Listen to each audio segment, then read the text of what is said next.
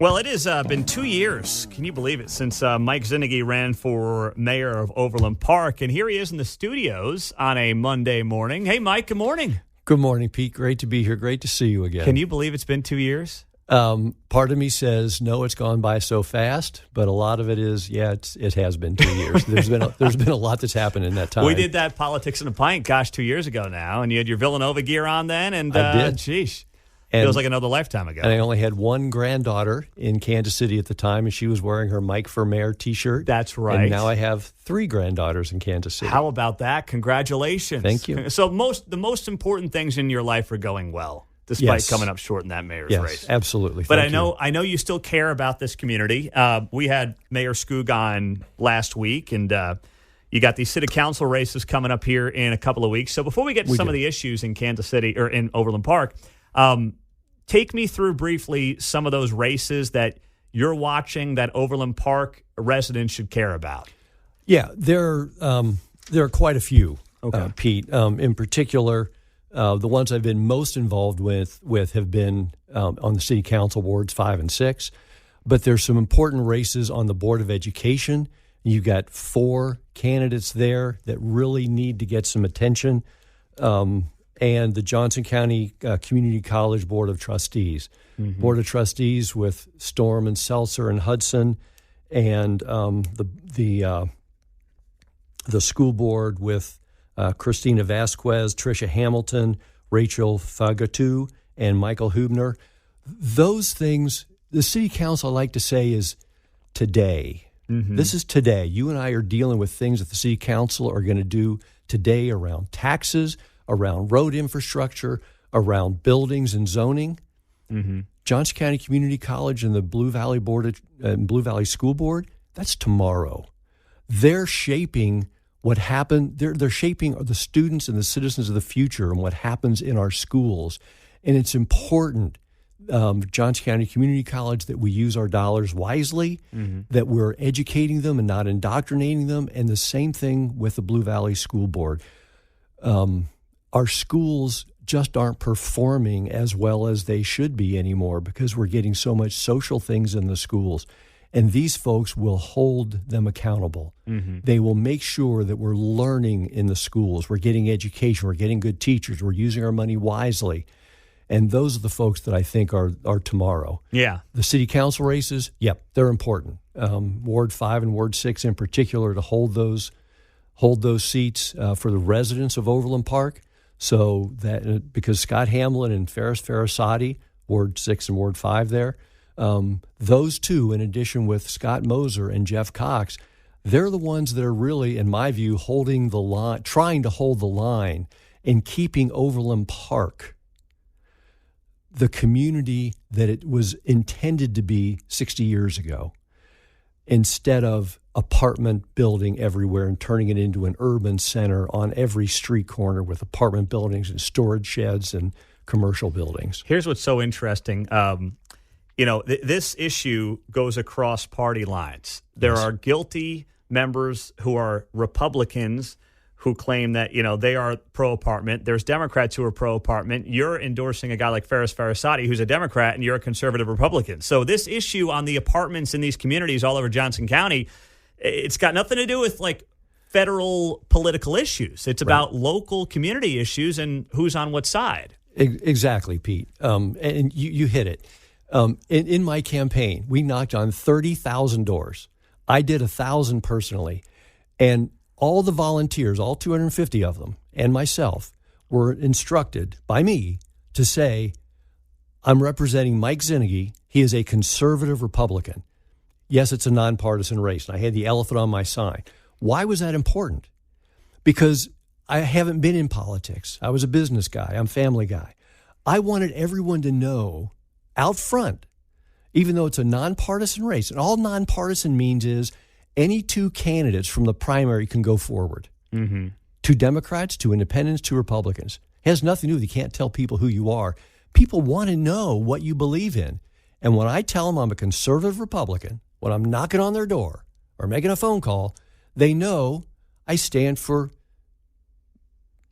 being lower taxes, smaller government, individual rights of people, those kinds of things. And then we can have conversations about what that means for the city from there. And I'm in kind of uncharted water here. As a conservative Republican, yeah, I'm going to not just vote for Faris Farasati. I wish I could vote for Scott Hamlin too, but I'm campaigning for him. I've walked. I've made phone calls. I've donated to him. I've spoken at some of his meet and greets that he's had, because after our first debate in the primary, if you go back 2.5 years when we first started, after the first debate, and we had 4 in the primary, 5 in the general, Faris Farasati came up to me afterwards. And again, I didn't know any of those people. I just had registered to run. And Faris said, "You and I need to talk." I said, "Why is that?" He said, "Because you and I believe in the same things." He said, "There's too much conflict of interest in this city. Too many donations from special interest groups, the developers, the attorneys, the civil engineers, the architects, go into the campaign funds of these elected officials on city council, and that's who they represent. We give hundreds of millions of dollars in tax giveaways to them to build where they would build anyway." Prairie Fire, $65 million in star bonds so that you get to pay an extra 1% to 1.5% in sales tax every time you go somewhere in Prairie Fire. Wow. It is that high. And it's over $600 million from 2014 to 2019. So that's how Faris and I started to get to know each other after that first debate. Now, we competed each other during the primary, but I got to know him, and I got to know that, he's right. We stand for the same things. So this apartment issue has not gotten any better, it seems like, in Overland Park. No, fair to say? It hasn't. I remember one of the comments that Kurt Skoog made during the campaign. He said, "Look, I'm in favor of continuous development of Overland Park, and apartments are part of that." He said, "But we put apartments along highways like 69 where they're never going to build houses." That's not what they're voting for. That's not what they're voting for. They're putting apartments run up and down Flum, run up and down 135th, go to 135th and Antioch where they're putting more stuff there. They wanted to put them at Deer Creek. Faris fought with us to keep those apartments out of Deer Creek. And the interesting thing is, Faris is running for Ward 5. Got that. He's running for all of Overland Park. There's no other city council member that I know of that gets calls from all over the city. In the 6 years he's been there, he's supported 13 different neighborhoods, from Sorrento 2 project, 135th and Antioch, Brook Ridge, Ranch Mart, Nottingham on the Green, Deer Creek, and the list goes on. Residents know Faris doesn't take money from developers. He's independent. He votes with the residents. He supports them. When they have a project that's coming into their neighborhood, they're going to call their local city council. They're going to call Faris. And he goes there, and he supports the residents because he doesn't take money from developers, and he doesn't have that conflict of interest. Mike Czinege's in studio. You may remember him. He ran for mayor of Overland Park 2 years ago, and he's back in the saddle doing some work right now, helping folks around the city with their elections coming up here in a couple of weeks. I want to take a quick break, if I can, and come back and dive into, Mike, the budget side of this. And this is not unique to Overland Park. We are seeing this around Johnson County. They are collecting more of your tax dollars, and they are blowing out the budgets in communities all over Kansas City. We've got those numbers. We'll talk about them with Mike Czinege coming up next on KCMO Talk Radio, now on FM at 95.7. We're here in the studio with Mike Czinege, ran for mayor of Overland Park a couple of years ago, still active in terms of what's happening there. They've got a lot of big city council races in 2 weeks, and this conversation is not unique to Overland Park. These issues, when it comes to apartments, development, tax breaks for developers, many from out of town, is an issue across Johnson County, right, Mike? I mean, you hear from people all over Johnson County and around the metro, for that matter. Yes, and especially Johnson County with some of the things that are going on in the commission there. Yeah. So take me through, let's go back to conflict of interest as you see it on some of these candidates running for office, specifically in Overland Park, because I think that people should know about this and see it if it applies to their municipalities as well. So what's going on there? Pete, so back to that Ward 5 and Ward 6 where Ferris Farasati, as a Democrat, is running against Enos Yunus as a Democrat.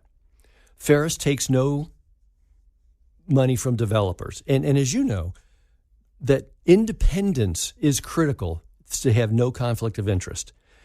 Enos, at the last time we did the analysis, 57% of her donations were from outside Overland Park and 33% were from development community, either developers or attorneys or civil engineers or those folks. When you have that much money coming in to your campaign, they want something for it, and they're going to try to use their influence to get what they want done. Ferris suggested that the city council members sign a pledge that says, if I've taken money from a developer, and it's not just the company, what you see, the list of donations, it's all the people, and then you have to look to see where they're employed, and they're employed by these development and attorneys. He asked them to sign a pledge that if I've taken money from a developer or its employees, that I will recuse myself from any votes involving that donor. Enos and others refused. That seems like such a no-brainer. Yes, it does. And it's only involved. I mean, that right. If you won't sign that pledge, that tells me the whole reason you're accepting that donation is because you're on the take from the developer and you're willing to do whatever they ask you to do. Why would you not? It's just about the developers that have donated to your campaign. Yes, that pledge. Exactly. And in the debate last week with the Shawnee Mission Post, Kyle Palmer did a pretty good job trying to get to the bottom of this conflict of interest and donations. And he asked Chris Newland, he asked all of them, have you taken any money from developers? Chris said, well, look, I'm very proud that 55% of my donors are from my ward. Well, that means that 45% are not from your ward. But if you look at my dollars to donuts, if you look at the amount of money that comes from, because he said donors, not donations, that's a count of the number of people that have donated. Mm-hmm. If you look at the donations, the dollars that have come in, I'll bet much more has come from that 45% than the 50% in his ward. And that he said, well, then Kyle said, has any developer donated to you? And he said, well, the Home Builders Association, because I'm in favor of homes. He didn't mention any other companies. He didn't mention any of the individuals who might have worked for those companies. So Kyle was trying to get to the bottom, and Chris is doing a rope-a-dope. Oh. Yeah. And if you want to know who's in favor of tax giveaways and they'll vote for the developers, look to see who has the big signs on the developers' properties. That's good. That's the telltale sign. That's good for any community, by the way. Yeah. All right. So the budget. Overland Park had a budget in 2022 of $327 million. The 2024 budget is going to be $430 million. That's a 30% increase right about there over 2 years. Mayor Skoog was on this show last week, and I asked him about that, and he said, hey, we got a low mill levy in Overland Park. Yeah. So you pay, on average, $700 for all your services in this community. Ask anybody if they would pay $700 a year for the services they get from Overland Park. That was his case. How would you respond to that? I'm so tired of hearing that argument. Let's dispel that myth one time for good, okay? Kurt and his band of men like to explain that they have a low mill rate because they're efficient and they use their dollars wisely. That is a myth. The reason that we have a low mill rate and we generate that much income is because of real estate valuations. The real estate valuations in Overland Park are just about double what they are in Olathe. So if those two communities wanted to raise $50 million each, the mill rate in Olathe would have to be $24 million, and the mill rate in Overland Park would have to be about $12.5. So by definition, just by math, it's going to be lower. There's plenty of waste in the Overland Park budget. Now, let me ask you, though, just out of curiosity there with Devil's Advocate, then they would say in Overland Park, well, that's why having all these big buildings and these commercial properties are good because it keeps mom and pop's real estate taxes low. That's what they would argue, right? Yeah, it is. And when the founders of Overland Park, Dick Bond and others, I knew Dick. I served on a board with him. when they formed Overland Park, their intention was we want to have industry in select areas of Overland Park, but we don't want to have smokestacks. Great objective. So we don't want to have factories. We want to have office buildings, apartments, and those kinds of things.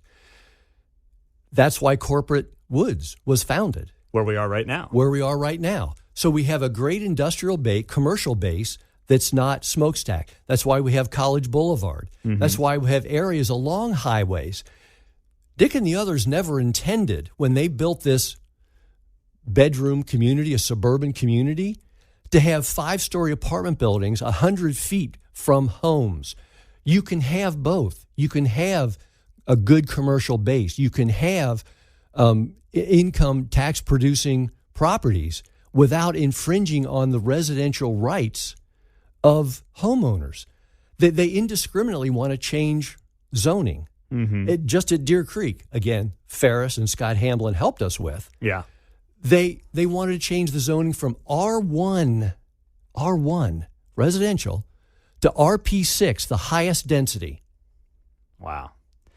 All right, so with this budget up 30% in 2 years, I don't think it's sustainable. I asked the mayor that last week. He would not answer that part of the question. But, I mean, you're up 30% in 2 years, Mike. What's the end game here in the next couple of minutes? How's this end? Well, for Overland Park, they don't want it to end. They want to keep taxing, want to keep generating more. In 2023, I was with a group of other citizens at Overland Park trying to argue not to increase our taxes, to hold revenue neutral, not to increase our taxes by the 10%, which represented $6 million to the city. We argued that they didn't need to do that. We could find the money in the budget somewhere. It's a $370 million budget. We can find $6 million. Jeff Cox, who is Ward 6 City Council, business guy, smart guy, argued strongly, give me the budget. Give me a day. I'll find $6 million and none of our services will be affected. I think it was Kurt asked Laurie Luther, the new city manager, Laurie, could we find $6 million in our budget?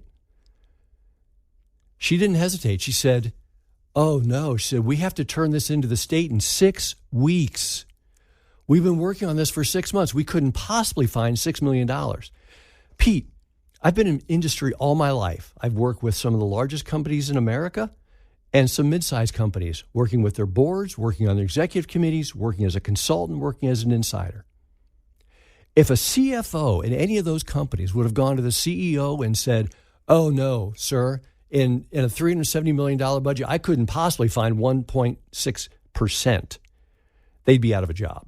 And I believe she should have been. Yeah. With that comment, you can't find $6 million. When I did the analysis in 2021, they just had a $36 million surplus, still wanted to raise it 14%, but yet in that 14% increase, there were at least 2 line items that represented between $5 and $10 million. The line item was labeled contingency. You have a $36 million surplus? You're raising it 14% and you still have an almost $10 million surplus? No way. Farmstead over 2 years from 20 to 22 was up 124%.